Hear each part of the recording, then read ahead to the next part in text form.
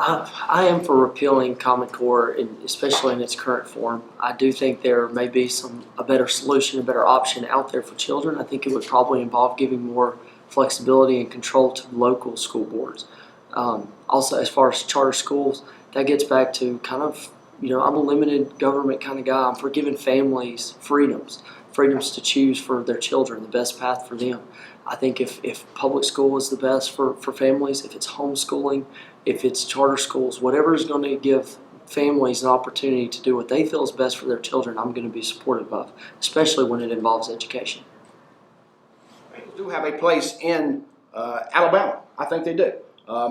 The Alabama Accountability Act afforded some flexibility for parents to pull their children out of failing schools and put them into achieving schools.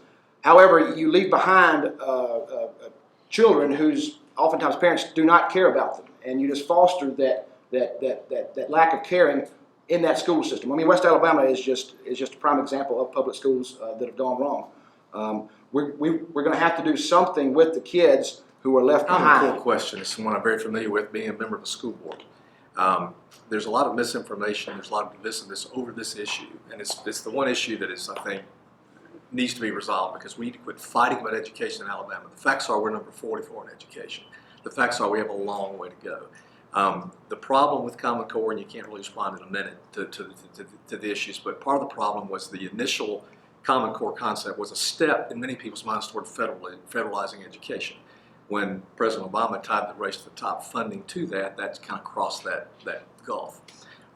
What I think we need to do at this point, I've solved a lot of problems in my business career. This, to me, is an unresolvable problem. But I think what we need to do is to repeal what we have and then put back in its place something that has standards that are equal to or higher.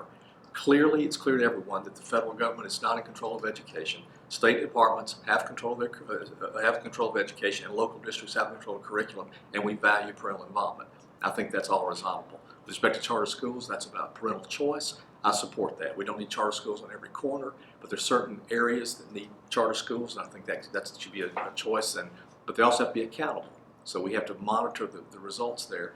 As far as standards, our children who graduate from Alabama high schools need to be able to pass ACT, make score an ACT test to get into the colleges of their choice.